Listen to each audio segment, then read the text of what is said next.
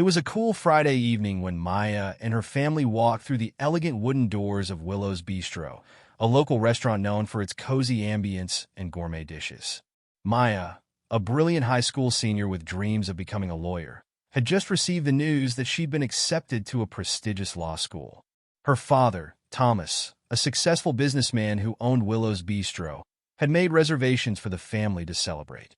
It wasn't often that they all managed to gather in one place, so tonight was special. The soft clinking of glasses and the hum of conversation filled the air. The restaurant was bustling with patrons, each enjoying their evening out. The waitstaff moved swiftly between tables, delivering meals with efficiency and a smile. Maya and her family were shown to a large booth near the windows, offering a view of the twinkling street lights outside. Maya's mother, Clara, had a warm smile as she took in the surroundings, admiring the soft lighting and rich decor. Her younger brother, Malik, was already flipping through the menu, his eyes wide with excitement at the thought of the meal ahead. Maya, on the other hand, was lost in her thoughts. The acceptance letter in her bag felt like a heavy weight, but it was a weight she wore proudly. She could feel her father's gaze, warm and full of pride. Thomas had always been a quiet man, focused and determined, but tonight he was beaming with joy. This was his daughter's moment, and nothing could make him prouder. As they settled in, Maya's eyes briefly wandered across the room, catching the movements of the waitstaff. One particular waitress, who was serving a nearby table, caught her attention. She was a young woman, tall with auburn hair tied back in a tight ponytail. Her uniform was immaculate, and she moved with an almost rehearsed grace. Maya had seen her before on a couple of other visits to the restaurant. She had always appeared polite, though there was something in her eyes that Maya couldn't quite place. Something sharp, maybe even cold. But tonight, that same waitress, named Lisa, approached their table with a forced smile. "Good evening," Lisa said, her voice a little too sweet. "What can I get you to drink?" Maya, her mother, and Malik all gave their drink orders, but it was Thomas who caught Lisa's attention. As he spoke, Maya saw the brief flicker of something in Lisa's eyes, something Maya couldn't quite define, but it made her feel uneasy. Lisa's smile faltered for just a moment, and Maya's mother, sensing the subtle tension, gave a polite smile to ease the awkwardness. The waitress scribbled down the order and then paused, glancing at Thomas again. "I'll be back with your drinks," Lisa said, her tone shifting slightly as she turned and walked away. Maya watched her go, but her attention was soon pulled back to her father, who was speaking to her brother about the latest soccer game. Thomas was a strong figure in Maya's life, a pillar of stability, but she couldn't shake the feeling that something was off about the interaction. It wasn't unusual for strangers to react strangely to her family, but there was something different about the way Lisa had looked at them. Maya's instinct told her that this wasn't just another run-of-the-mill encounter. Lisa's attitude seemed tinged with something more. "Everything okay?" Maya's mother asked, noticing her daughter's distracted expression. "I'm fine," Maya replied with a smile. "Just a bit tired, I guess." As they continued their conversation, the moment passed, and they settled into the rhythm of their evening. But in the back of Maya's mind, a tiny seed of doubt had been planted. Meanwhile, in the back of the restaurant, Lisa was preparing the drinks for their table. She moved with quick, deliberate movements, as though she were trying to outrun something. As she placed the drinks on the tray, her thoughts were clouded, and the flicker of judgment remained in her mind. She had always held certain biases, and seeing a black family intersection triggered something in her. Something ugly she wasn't quite ready to confront. Lisa wasn't proud of her feelings, but they had been ingrained in her over the years. Growing up in a small town where people like her father, wealthy, influential, white, held the power, Lisa had learned early on to see the world in a very narrow way. People of color, especially those with authority or success, felt threatening to her, as though they were invading spaces they didn't belong. Maya's family was just another reminder of how the balance had shifted in ways she couldn't understand, and she resented it. As she walked back to their table with the drinks, Lisa tried to shake off her unease. The family seemed pleasant enough, but that didn't change her deep-seated beliefs. She forced a smile as she set the drinks down and asked if they were ready to order. Maya's family went through the menu, and as the conversation shifted to lighter topics, Lisa couldn't help but overhear snippets of the discussion. The talk of college, success, and family was all too familiar to her, something she had always been taught to covet but never quite attained. The contrast between their lives and hers only fueled her frustration. Despite her internal conflict, Lisa went about her duties as usual, suppressing her thoughts and continuing to serve. But when the time came to place their orders, something in her snapped. Without thinking, as Maya's family asked for their meals, Lisa quietly but deliberately spit on the plate as she transferred the food from the kitchen to the table. She thought she was being subtle, but the spit was there, barely noticeable. It wasn't enough to be caught, but it was enough for Lisa to feel a sense of twisted satisfaction. She was in control, she had power, if only for a moment, and she reveled in it. Little did she know, her actions would set off a chain of events that would forever change her life. The moment passed, and the family continued their meal without suspicion. Maya, though still troubled by Lisa's strange behavior earlier, had no idea that something sinister had just transpired. She took a bite of her meal, savoring the flavors as she and her family enjoyed their conversation. But in the back of the room, Clara noticed something that made her stomach churn. The waitress, who had just left the table, was standing at the kitchen window, looking directly at them. It was as though she was waiting for a reaction, eager to see how they would respond. Clara frowned, but it was only when she saw the look on Lisa's face, one that was filled with a strange sense of satisfaction, that she began to feel a deep, unsettling worry. Clara's protective instincts kicked in. She didn't know what Lisa had done, but something wasn't right. And with every passing moment, Clara's unease grew. The evening seemed to unfold like any other night at Willow's Bistro. Maya's family continued to eat, unaware of the taint that now lingered on their plates. The warm atmosphere that had once filled the air now felt subtly disturbed. Clara's unease wasn't something that could easily be shaken off. She knew something was wrong, though she couldn't place it. She glanced at Maya, who was happily chatting with Malik, her excitement about the future momentarily overshadowing the uneasiness that had clouded the night. As the dinner progressed, Clara kept her eyes on the waitress, Lisa. The young woman had returned to their table only once more, bringing a fresh round of drinks, but the exchange felt even colder than before. Clara couldn't shake the feeling that Lisa was watching them from the corner of her eye, and each time their gazes met, there was a slight twitch in Lisa's smile, a forced attempt at civility, hiding something darker beneath the surface. When dessert was served, Maya was almost ready to call it a night. She had enjoyed herself, but something about the restaurant's energy seemed to have shifted, like a cloud had covered the warmth of the evening.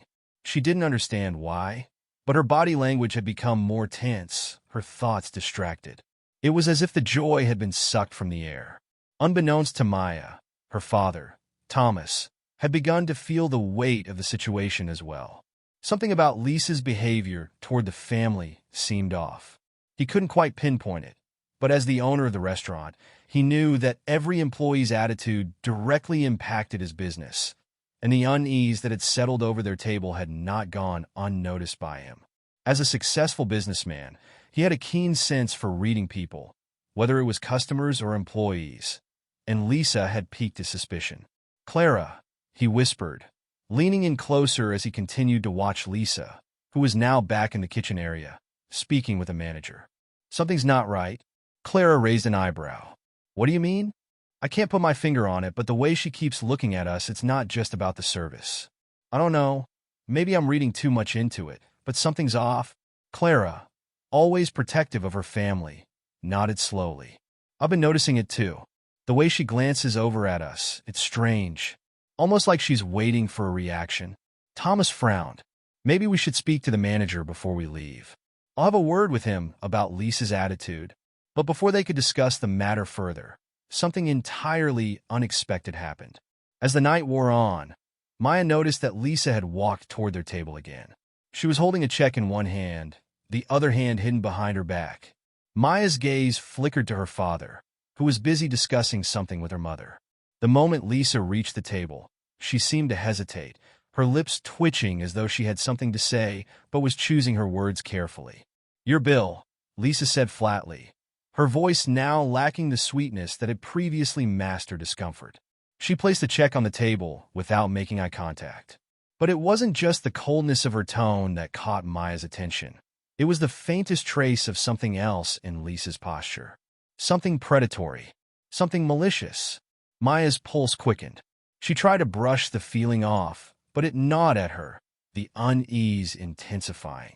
She picked up the check and glanced at it. There was nothing unusual about the charges.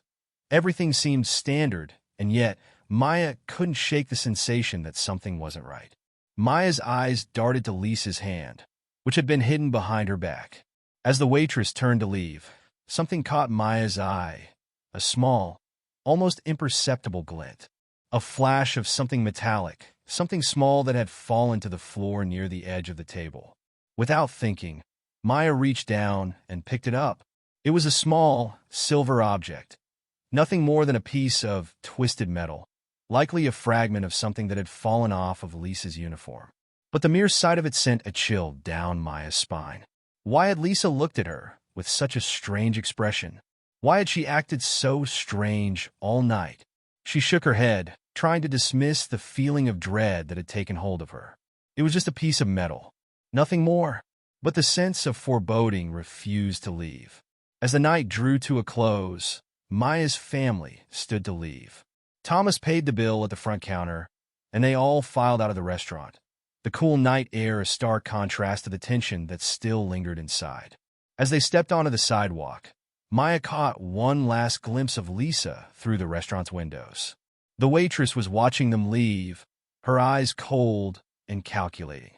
"Dad, I don't think she likes us," Maya muttered, more to herself than anyone else. Thomas didn't respond immediately, his mind focused elsewhere. But his concern was evident. The fact that Maya had picked up on the same discomfort he had felt earlier only reinforced his suspicions about the waitress. Still, they left the restaurant without incident, heading home to unwind after what had been a celebratory evening. Later that night, however, things began to unravel in ways no one could have predicted. Back in the bistro, after Maya's family had left, Lisa retreated to the employee lounge in the back of the restaurant. There, she removed her apron, her hands trembling slightly as she wiped away the sweat from her forehead. She had done it. She had crossed the line, done something that felt right, something that would put them in their place.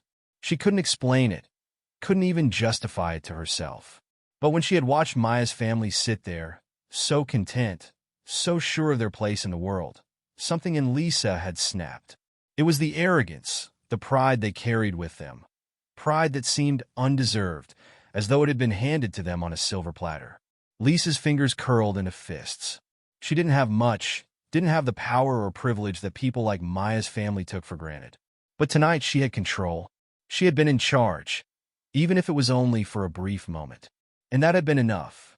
But then, her manager, Carl, walked into the lounge. He was a big man, with thick arms and a gruff voice. But it was the look in his eyes that made Lisa freeze. He wasn't angry. No, that would have been easier to deal with. What Lisa saw in Carl's eyes was a quiet understanding, a disapproval that cut deeper than any yelling could. "I saw what you did, Lisa," he said quietly. "That wasn't just unprofessional, it was personal. And I don't care what your reasons were, but this isn't how we do things here. You don't get to treat customers like that." Lisa swallowed hard, her throat dry. She had known Carl for years, and she had always tried to keep her biases in check while working at Willow's Bistro. But tonight, she had let everything go. She had acted on instinct, driven by the resentment she had buried deep down for so long. "Carl, she started, but her voice faltered. "I didn't mean to. No excuses," Carl interrupted. "You'll be seeing the owner tomorrow. You can explain yourself to him. I don't want to hear another word about it." The next morning, Lisa arrived at work early, her nerves frazzled, her stomach twisting with dread. She hadn't slept much the night before, and when she had managed to close her eyes, the images of Maya's family, sitting at the table with their perfect smiles and laughter, had haunted her. The way she had watched them, seething, thinking of everything they represented, had felt like a release. But now, the reality of what she'd done was setting in. There was no turning back. As soon as Lisa entered the restaurant, she was greeted by Carl, who didn't waste any time. "Let's go," Carl said gruffly, his voice carrying an edge of seriousness. "The boss is waiting for you in his office." Lisa's heart skipped a beat. She had seen Thomas around the restaurant often. He was the owner, the face of the place. He was well known in the local community, successful, respected, and to be honest, a little intimidating. Lisa had always felt like a small fish in a big pond when it came to Thomas. He didn't seem to have any real interest in her life or her actions, but that didn't mean he wouldn't come down hard on her now. She followed Carl to the office, each step feeling heavier than the last. And when they finally reached the door, Carl knocked softly before pushing it open. Inside, Thomas was sitting behind a desk, his posture impeccable, his expression unreadable. His presence alone made Lisa feel small, vulnerable. "Lisa, have a seat," Thomas said, his voice calm but firm. His eyes met hers with an intensity that made her stomach churn. "We need to talk." Lisa hesitated for a moment before sitting down, her hands twisting nervously in her lap. She could feel the weight of Thomas's gaze on her, searching, assessing. "I've heard some troubling reports about your behavior last night," Thomas continued, leaning back in his chair. "It's come to my attention that you treated a customer poorly. No, worse than that. You treated them with malice. And for what? Because they were just enjoying a meal at my restaurant?" Lisa wanted to speak, wanted to defend herself, but the words caught in her throat. She had no excuse, no defense. What had she done? She had let her anger take over, her resentment cloud her judgment. She'd acted in a way that was completely unacceptable. She started, but Thomas raised a hand, silencing her. "I don't want to hear excuses," Thomas said. "You understand what you did, right? You disrespected my customers. You put my business in jeopardy. And for what? Because you couldn't stand the sight of them?" Lisa winced at the harshness of his words, but they were deserved. Deep down, she knew it. What had possessed her? Why had she let her emotions get the better of her? It wasn't like her to act out like that. She wasn't a violent person, wasn't someone who typically let her personal feelings cloud her work. But this had been different. This had been personal. "Do you realize who that family was?" Thomas's voice cut through her thoughts. Lisa blinked, confusion flickering in her eyes. "What?" "The girl you spat on. Her name's Maya. Her father is Thomas Lawson Jr., one of the biggest campaign donors in the city. He's been supporting me for years, investing in my businesses, keeping the lights on here." Thomas stood up, pacing slowly in front of his desk. "He's the kind of person I owe my success to." Lisa's heart stopped. Maya. That name, it sounded familiar, but now it clicked. The family, the father, everything. Maya's family had been there last night, enjoying their meal, unaware that she had been the one who had tried to poison their experience. The shame that washed over her now was nearly unbearable. I didn't know," Lisa whispered, her voice barely audible. "I didn't know." "No, you didn't," Thomas said with a cold sigh. "And that's the problem. You acted out of hatred, out of prejudice, without knowing who you were dealing with. You thought you could get away with it. But now you've made a mess, and I'm the one who has to clean it up." Lisa felt her face flush with embarrassment. This was worse than she could have imagined. The entire weight of her actions was crashing down on her, and there was no escape. She had crossed a line she couldn't come back from. "I'm sorry," she stammered. "I shouldn't have done it. I lost control." Thomas looked at her for a long, quiet moment before speaking again. His tone was softer now, though still laced with disappointment. "You're right. You lost control, and now you have to face the consequences. But it's not just me you have to answer to." Lisa's mind raced as Thomas continued to speak, her thoughts consumed by the mounting dread of what might come next. "I'm going to let this go for now," Thomas said, his voice firm. "But if I ever see something like this happen again, if you ever disrespect my customers, my family, or anyone else like you did last night, I will make sure you're out of here faster than you can blink. Understood?" Lisa nodded quickly, grateful for his mercy, but she could feel the sting of shame creeping over her. She had embarrassed herself, and now she had embarrassed Thomas. What would she say to Maya and her family? How could she ever look them in the eye again? Meanwhile, Maya and her family were far from aware of the brewing storm inside Willow's Bistro. They went about their daily lives unconcerned, still wrapped in the calm after their dinner the night before. But unbeknownst to them, The small action of Lisa's cruelty had set in motion a chain of events that would soon unravel in ways none of them could have predicted. Back at the restaurant, as Lisa sat in the office feeling the weight of her guilt, she couldn't help but replay the incident in her mind. The face of the young girl, Maya, seemed to haunt her. The innocent smile had betrayed a sharp contrast to the bitter anger Lisa had been harboring for so long. She had let herself become a victim of her own emotions, and now she would pay the price. She wasn't sure how much time had passed, but when she finally left the office, Carl was there waiting for her. His expression was unreadable, his eyes betraying nothing. She swallowed hard. "You better get it together, Lisa," Carl said with a sigh. "Thomas gave you a second chance. You won't get another one." As the day stretched on, Lisa couldn't shake the weight of what she had done. The more she thought about Maya's family, the more regret swelled within her chest. It was as if every minute, every hour that passed made the shame of her actions more unbearable. The confrontation with Thomas had left her shaken, but there was something deeper lingering, an unmistakable feeling that her life, her future, was teetering on the edge of something she couldn't control. Back in her small apartment later that evening, Lisa sat by the window, staring out at the city lights below. She didn't feel at home here, in this quiet corner of the world, but it had been the only place she could afford after the divorce. She had hoped that things would settle, that her bitterness would subside. But now, as she reflected on what had happened with Maya and her family, all she felt was this sharp, gnawing sense of inevitability. What had she done? How could she have been so blind? She wanted to forget, to escape the consequences, but she knew that wouldn't happen. She had to face it, and she had to face it soon. The sound of her phone ringing interrupted her thoughts. With a sigh, she picked it up, hoping for some distraction. But the caller ID flashed something she wasn't ready for: Maya's father, Thomas Lawson Jr. Her heart skipped a beat. Taking a deep breath, Lisa answered the call. "Hello." Her voice was shaky, betraying her nerves. "Hello, Lisa. This is Thomas Lawson Jr." The voice on the other end said, smooth and controlled, yet with an undertone of steel. "I wanted to speak with you personally." Lisa felt a cold sweat bead at the back of her neck. This is it, the moment she had dreaded, the moment of reckoning. She could almost hear the weight of his words before he even spoke them. "I understand that you work at Willow's Bistro," Thomas continued, "and I'm aware of what happened last night. I have to tell you, I'm not pleased with what I've heard."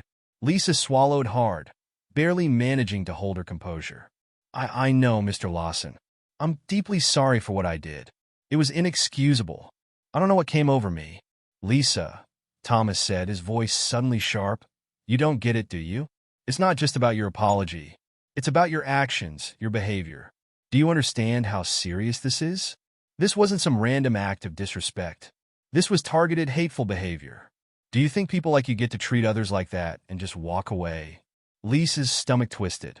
She had never been a person to back down from confrontation, but now the fear was overwhelming.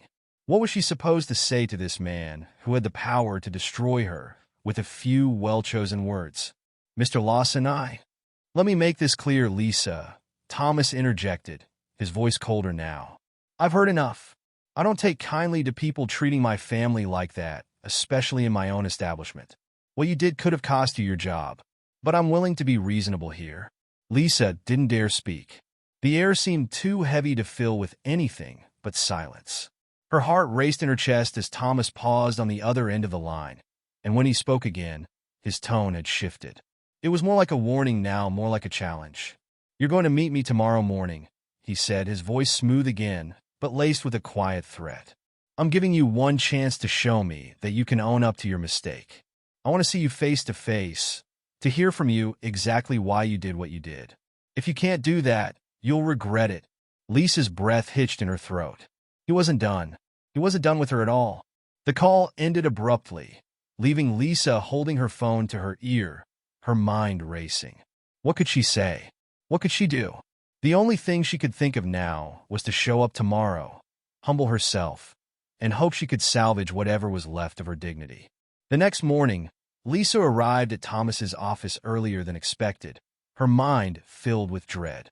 The office building loomed over her, cold and imposing, a silent reminder of her place in this world. She felt like an insect, small and insignificant, ready to be squashed by the weight of Thomas Lawson Jr.'s judgment. She was ushered into the office by a secretary, and there he was again, sitting behind a large desk. Thomas was already seated when she entered, his posture impeccable, his eyes hard as stone. The room was stark, sterile. Everything about it screamed power, dominance, control. Lisa stood before him, her knees trembling, but she refused to show weakness. She had to do this. She had to make things right, even if she didn't understand how to do that. "I'm sorry, Mr. Lawson," Lisa said, her voice soft but steady. "I was wrong. What I did was completely inexcusable. There's no excuse for how I treated your family. I let my anger cloud my judgment, and I know that I hurt your daughter and your family. I regret it deeply." Thomas's eyes narrowed as he listened, studying her every movement, her every word. Lisa could see that he was weighing her sincerity, trying to determine whether her apology was genuine or just a desperate attempt to save face. She held her breath, hoping against hope that it was enough. Thomas remained silent for a long time, his gaze unflinching. Then, finally, he spoke. "Apologies aren't enough, Lisa," he said slowly, his voice measured. "Words don't undo actions. But I'm willing to give you a chance, one chance, to prove that you've learned something from this. A public apology, a donation to a charity I'm closely associated with, and a formal written apology to my family." He paused, allowing the gravity of his words to sink in. "If you can do that, I'll consider this matter closed. If not, I'll make sure it follows you wherever you go." Lisa felt a weight lifted off her shoulders. But it wasn't a weight of relief. It was the weight of knowing she'd be forced to live with the consequences of her actions, no matter how much she tried to fix it. "I'll do it," she said, her voice low, resigned. Thomas stood up then, walking around his desk to stand in front of her. He looked down at her with an unreadable expression, his eyes hard but not without a trace of something else. Something like respect, or maybe even pity. "Good," he said. "Now go. And remember this. Actions have consequences, Lisa. And people don't forget." Lisa nodded, feeling the full weight of his words as she left the office. She had done the right thing, but the path ahead wasn't going to be easy. She would have to live with her mistakes, learn from them, and rebuild what she had destroyed. But as she walked out into the daylight, she couldn't help but wonder if there was something more she would have to face before it was all over. The weeks that followed were filled with a sense of tension that Lisa couldn't quite shake. She had completed her public apology, as Thomas had demanded, and the charity donation had been processed without much fanfare. A few local news outlets had picked up the story, making it a brief footnote in the public eye. But for Lisa, it felt like everything had changed. The lingering humiliation and the weight of the apology followed her everywhere she went. Each day at Willow's Bistro, she felt the stares of her co-workers and the uneasy glances of the regulars. There were whispers behind her back, and though no one had dared to openly confront her, she knew her reputation was forever tarnished. She had been the cause of a scandal that had rippled through the tight-knit community, a stain she couldn't scrub away. Lisa thought about Maya and her family every day. Their faces haunted her, the memory of Maya's fury and the coldness of Thomas's voice haunting her in her dreams. She had hoped the apology would be enough, but deep down, Lisa knew it wasn't. It was just the beginning of a long and painful process of healing, not just for Maya, but for herself. One afternoon, as she sat at the counter during a break, nursing a cup of coffee, Lisa overheard a conversation between two of the other waitresses. It wasn't anything new, gossip about the customers, the weather, the usual small talk, but something in their tone made her freeze. "I heard Mr. Lawson is considering pulling out his investments from Willow's," one of the waitresses said. "And with everything that happened, I wouldn't blame him." Lisa's stomach dropped. She had no idea how deep Thomas's influence ran in the community, but hearing that his family had such sway over the bistro made her stomach churn. Could this be the consequence she feared all along? Had her mistake cost her more than just her dignity? Could she lose her job, the one thing she had left? "That would be a huge blow," the other waitress replied. "I don't think the owner would survive that." Lisa couldn't breathe. The restaurant meant everything to her. It was her livelihood, her escape from the chaos of her personal life. But she had crossed a line, and now she wondered if Thomas's power was enough to destroy it all. The next morning, Lisa arrived at work earlier than usual, hoping to get a sense of the atmosphere before the rest of the staff arrived. She noticed the owner, Mr. Richards, deep in conversation with the general manager. Their voices were low, but Lisa could still catch the gist of their words. "I can't lose that kind of investment, Steve," Mr. Richards was saying. "Lawson's family has been a part of this business for years. His influence could keep us afloat in these tough times." Lisa felt her heart sink. It's happening. She wasn't stupid. She knew exactly what was going on. Thomas had come for her job. Just then, Mr. Richards spotted her, and his face hardened, as though he had already made his decision. He walked over to her, his face drawn with concern. "Lisa, we need to talk." The words hit her like a punch to the gut. She followed him into his office, closing the door behind her. The silence that followed felt like an eternity. Mr. Richards sat behind his desk, his eyes heavy with disappointment. He didn't look angry. He just looked tired, as if he had been carrying a burden for far too long. "Lisa," he started slowly, "I've been receiving pressure from the Lawson family. Their involvement with this restaurant is significant. And after everything that happened, well, it's becoming difficult to ignore." Lisa felt the room close in around her. She could already feel the familiar burn of shame creeping up her neck. "I never wanted to bring you into this, Lisa. You're a good worker, and you've always been dedicated. But Thomas and his family have made it clear that they don't want you here anymore. The damage you've done to their reputation is something they can't overlook. It's not just the apology. It's everything that came with it. The media, the whispers, the public opinion. It's too much." Lisa's world spun. She couldn't breathe. The restaurant, her escape, the one thing that had kept her from spiraling, was slipping away from her grasp. How had it come to this? "I'm sorry," Mr. Richards said, his voice almost too soft. "But I have no choice." Lisa's mind went blank. She wanted to scream, to beg him to reconsider, but she knew it wouldn't change anything. The Lawson family had won. Thomas had gotten what he wanted. That evening, Lisa packed her belongings from the small break room, the weight of what had just happened sinking in with every step. Her hands trembled as she shoved her apron into her bag, the familiar weight of her work shoes feeling alien now. She wasn't sure where she was going to go, what she was going to do, but the path ahead felt darker than it had ever been. The streets outside were quieter than usual as Lisa walked home, the cool breeze brushing past her face. It was a strange, empty feeling, like she had been uprooted from everything that had been familiar, everything she had once relied on. She thought about the waitress's gossip, the conversation about Thomas Lawson's power, and how the ripple effects had spread through her life. But there was something else she couldn't shake, something deeper and more unsettling. It wasn't just the loss of her job. It wasn't just the shame or the guilt. It was the realization that no matter how hard she tried, no matter how much she apologized, the weight of her actions would always follow her. Days turned into weeks. Lisa found herself drifting through life, unsure of what to do next. She couldn't bring herself to look for another job at a restaurant. She was too ashamed. The thought of facing more people who might know about her mistake was unbearable. But then, one day, as she sat on the couch, scrolling through her phone, an unexpected email appeared in her inbox. The subject line read, "Thank you." Lisa opened it with trembling fingers, and when she read the message, her heart almost stopped. It was from Maya. "I just wanted to say thank you, Lisa. Your apology meant more than you'll ever know. I'm not sure if you understand the weight of what you did, but I want you to know that it made a difference. I see that you're trying, and that matters. People like you can change, and that's what gives me hope." Lisa sat there for a long time, staring at the screen. She couldn't believe it. Maya had forgiven her, or at least she had acknowledged her attempt at redemption. Maybe, just maybe, there was a way out of the darkness after all. It wasn't the end of Lisa's journey, but it was the beginning of something new. A chance at redemption, a chance to learn, and maybe, just maybe, a chance to rebuild what had been broken. The consequences would always be there, following her like a shadow. But she had learned one crucial lesson.